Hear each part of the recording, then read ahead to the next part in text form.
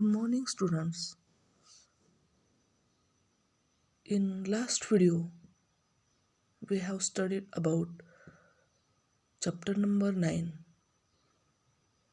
current electricity's introduction part and first point, Kirchhoff's junction law or Kirchhoff's first law. In this video, we will study about next point of this chapter number 9, current electricity. That is, our next point is Kirchhoff's voltage law. That is the Kirchhoff's second law.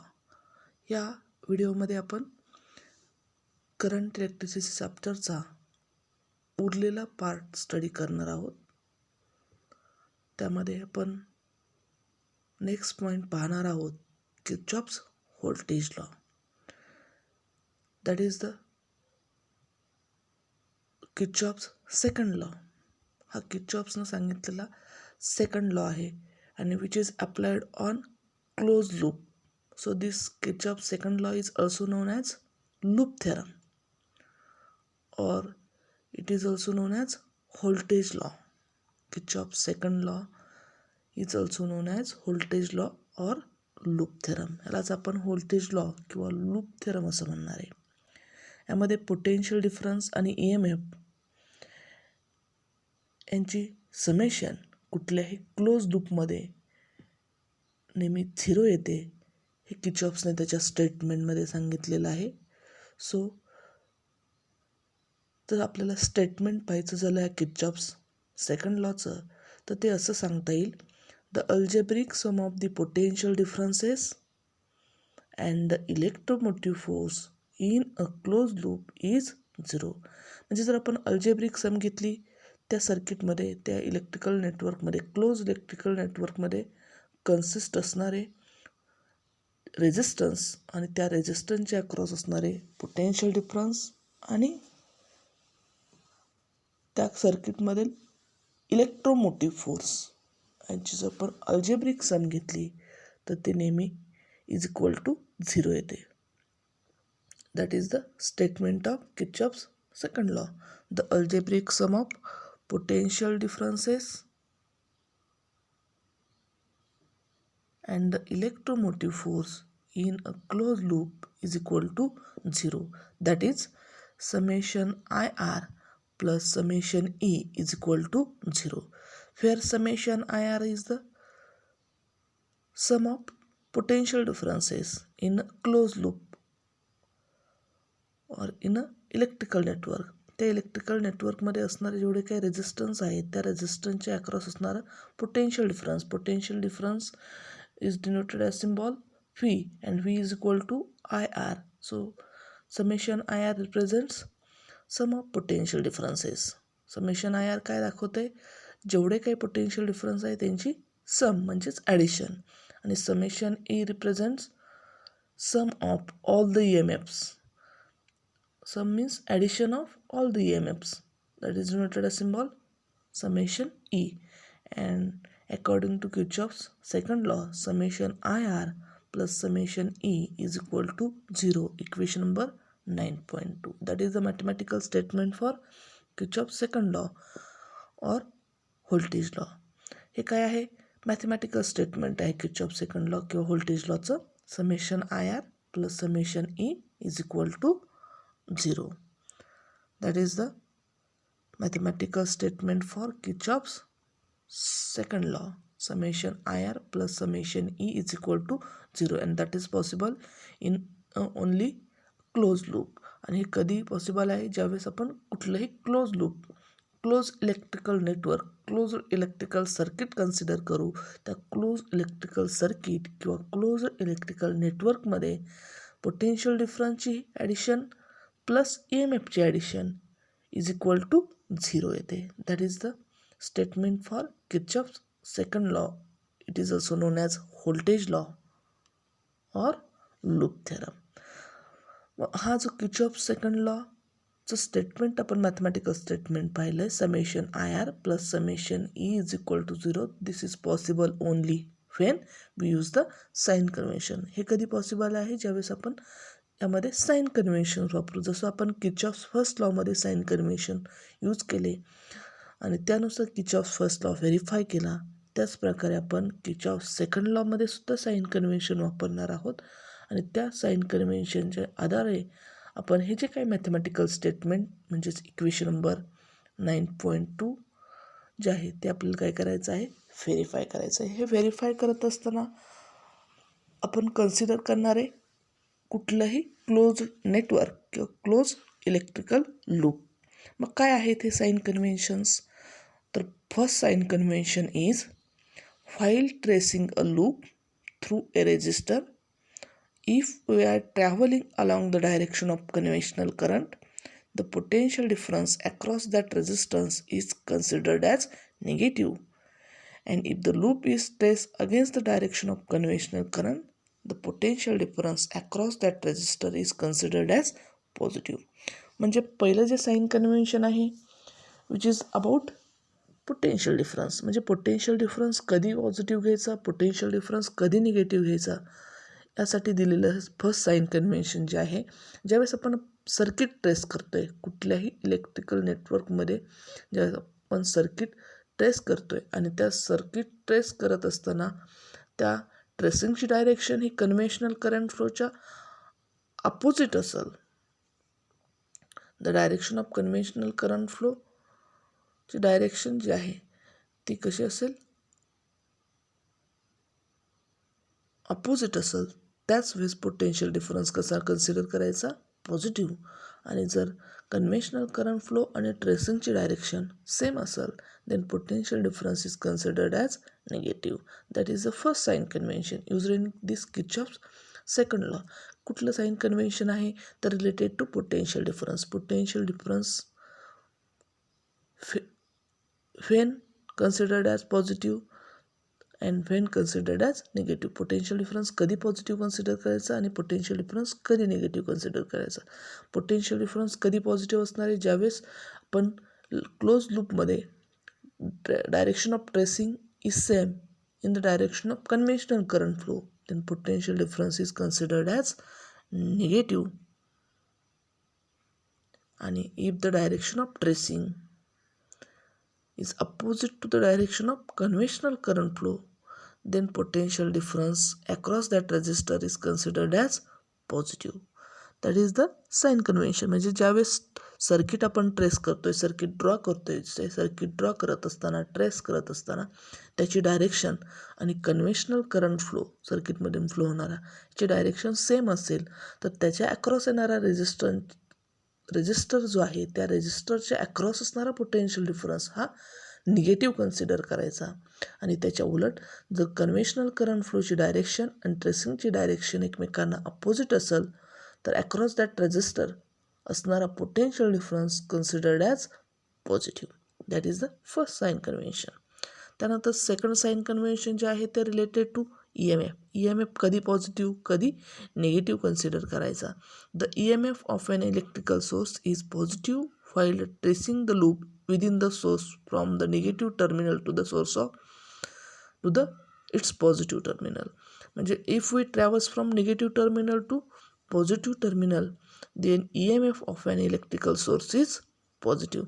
ज्यावेळेस आपण कुठल्याही close लूपमध्ये negative terminal to positive terminal of the सोर्सकडे traverse करणार आहे त्यावेळेस EMF of that electrical source is positive. And if we traverse from positive terminal to negative terminal then EMF is considered as negative. म्हणजे ज्यावेळेस पॉझिटिव्हकडून निगेटिव्हकडे जातो आहे त्यावेळेस त्या सोर्सच्या अक्रॉस असणारा EMF निगेटिव्ह आणि ज्यावेळेस आपण निगेटिव्हकडून पॉझिटिव्ह टर्मिनलकडे जातो आहे त्यावेळेस EMF कसं असणार आहे? Positive. If we traverse from negative terminal to positive terminal then EMF is considered as positive, and if we traverse from positive to negative terminal then EMF is considered as negative. हे झालं second sign convention related to EMF. काय सांगितलं त्यांना? The EMF of an electrical source is positive while tracing the loop within the source from the negative terminal of the source to its positive terminal. and it is taken as negative while tracing within the source from positive terminal to the negative terminal. आणि हे जे sine conventions आहेत किचॉप्सनं त्याच्या second लॉमध्ये सांगितलेले, this sign conventions use in this figure number 9.3 electrical network. ह्या figure number 9.3मध्ये आपण हे वरती सांगितलेले sign convention related to potential difference आणि EMF यूज करणार आहेत. ह्या फिगरमध्ये we consider different closed loops. In the given figure we consider different closed loops. Consider an electrical network shown in the figure 9.3. ह्या 9.3 मध्ये दाखवलेली जी फिगर आहे त्यामध्ये आपण क्लोज लूप कन्सिडर करणार आहे. First close loop is loop ABFGA. Loop ABFGA, that is one of the closed loop. Next closed loop is BCDFB, and another closed loop is ABCEFGA, that is another closed loop. There are 3 closed loop in the given electrical network. So first we consider closed loop ABFGA, closed loop ABFGA, and apply the sign conventions on that loop. We have, जर त्या लूपवर आपण sign conventions वापरले तर आपल्याला काय मिळते, -I1R1 -I3R5 -I1R3 plus E1 is equal to 0. त्यामध्ये I1R1 considered as negative, -I3R5 considered as negative, -I1R3 considered as negative, and EMF E1 is considered as positive using the sign convention. जर आपण figure consider केली त्यामध्ये direction of conventional current flow is from A to B, and we trace the circuit from A to B. That's why I1R1, that is a potential difference across resistance R1, is considered as negative. After that we trace the circuit from B to F. So potential difference across R5 is -I3R5. It is considered as also negative because the direction of conventional current flow and the direction of tracing is same again. After that the potential difference across resistance R3, in this EF we trace the circuit from F to Z, and direction conventional current flow is also from F to Z. So potential difference across R3 is considered as negative, that is I1R3, and we traverse from negative terminal to positive terminal. That's why EMF E1 is considered as positive. That is the sign conventions used in Kirchhoff's second law. Applied on closed loop ABFGA, we have -I1R1 -I3R5 -I1R3 plus E1 is equal to 0. Therefore E1 is equal to I1R1 plus I3R5 plus I1R3. Now consider the next loop, that is loop BFDCB in the anti-clockwise direction.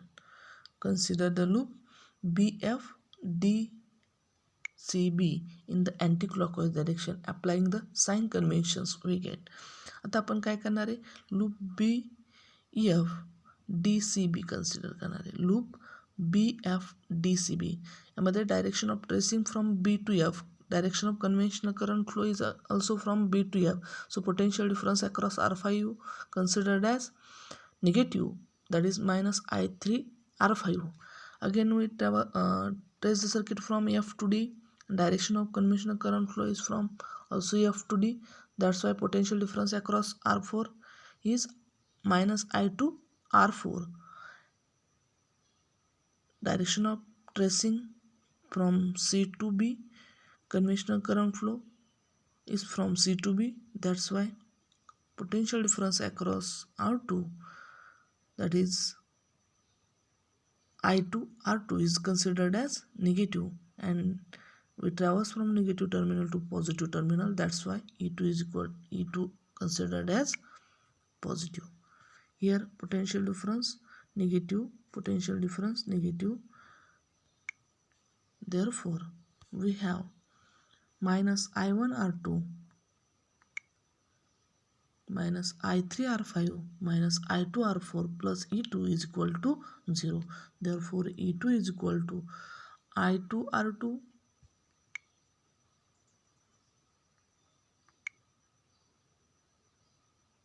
plus I3 R5 plus I2 R4. That is the Kirchhoff's second law using the sign conventions related to potential difference and EMFs. So that is the Kirchhoff's first law, that is also known as junction law or current law, and Kirchhoff's second law, which is also known as voltage law or loop theorem. So next concept is steps usually followed while solving the problem using Kirchhoff's law. म्हणजे आपल्याला Kirchhoff's lawच्या सहाय्याने काही problems solve करायचे असतील सर्किटमध्ये असणारे. Circuit कुठलंही एखादं सर्किट दिलेलं असेल, क्लोज नेटवर्क दिलेलं असेल आणि त्या क्लोज नेटवर्कमध्ये किर्चॉफ्स लॉज यूज करून काही प्रॉब्लेम्स सॉल्व करायचे असतील तर त्यासाठी काही स्टेप्स फॉलो करणं गरजेचं असतं. दिस स्टेप्स आर, कुठल्या आहेत त्या स्टेप्स, तर पहिलं choose some direction of current. पहिलं आपल्याला करंटची डायरेक्शन चूज करायची. त्यानंतर second step is reduce the number of variables using Kirchhoff's first law. त्या इक्वेशनमध्ये असणारे व्हेरिएबल जे आहेत, नंबर ऑफ व्हेरिएबल्स, त्यांची संख्या कमी करायची using Kirchhoff's first law. First लॉच्या सहाय्याने, जंक्शन लॉच्या सहाय्याने नंबर ऑफ व्हेरिएबल्स रिड्यूस करायचे. त्यानंतर नेक्स्ट स्टेप आहे determine the number of independent loop. दिलेल्या क्लोज इलेक्ट्रिकल नेटवर्कमध्ये असणारे इंडिपेंडंट लूप डिटरमाइन करायचे. कुठले कुठले इंडिपेंडंट लूप त्या सर्किटमध्ये आपल्याला पॉसिबल आहेत. First we have to determine that number of independent loops. ते नंबर ऑफ इंडिपेंडंट लूप आपण फर्स्ट कन्सिडर करायचे. त्यानंतर apply voltage law to all that independent loops. जे इंडिपेंडंट लूप आपण डिटरमाइन केलेत, नंबर ऑफ इंडिपेंडंट लूप, त्या सगळ्या independent लूपवरती आपण किर्चॉफ सेकंड लॉ, ज्यालाच आपण व्होल्टेज लॉ असं म्हणतोय, तो अप्लाय करायचा आणि solve the equations obtain simultaneously. ज्यावेळेस आपण हा व्होल्टेज लॉ अप्लाय करणार आहे त्या डिटरमाइन क्लोज लूपवरती, त्यामध्ये मिळणारे जे इक्वेशन्स आहेत ते इक्वेशन्स सायमल्टेनियसली आपल्याला सॉल्व करायचे आहेत. In case the answer of current variable is negative, आणि जर आपण ते इक्वेशन सायमल्टेनियसली सॉल्व केले आणि त्यामध्ये मिळणारा जो करंट आहे, करंट व्हेरिएबल, तो जर निगेटिव्ह मिळाला, तर conventional current is flowing in the direction opposite to that of the chosen by us. आपण निवडलेल्या करंटच्या डायरेक्शनच्या अपोजिट कन्व्हेन्शनल करंट फ्लोची डायरेक्शन असते. त्यामुळे तो जो करंट व्हेरिएबल आहे, जो आपला निगेटिव्ह मिळाला, which is considered as positive. In case the answer of a current variable is negative, the conventional current is flowing in the direction opposite to that chosen by us. That are the steps usually followed while solving a problem using Kirchhoff's law. आपल्याला जर Kirchhoff's lawच्या सहाय्याने कुठलाही problem solve करायचा असेल तर त्यासाठी ह्या usually followed steps आपण पाहिल्यात. त्यामध्ये first step, choose some direction of the current. करंटची डायरेक्शन निवडा. Second step, reduce the number of variables using Kirchhoff's first law. Kirchhoff's first लॉच्या सहाय्याने नंबर ऑफ व्हेरिएबलची संख्या कमी करा.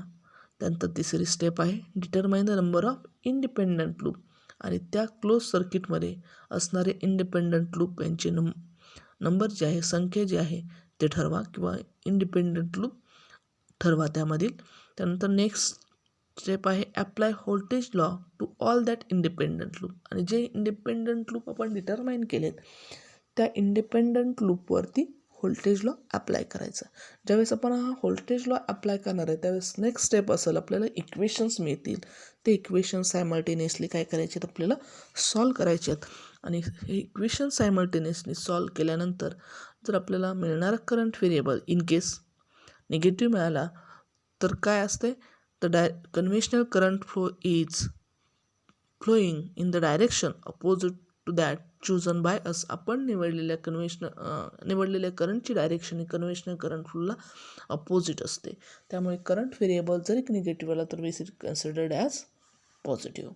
That are the steps usually followed while solving a problem using Kirchhoff's first law. So student, we will study next point in the next video. Thank you.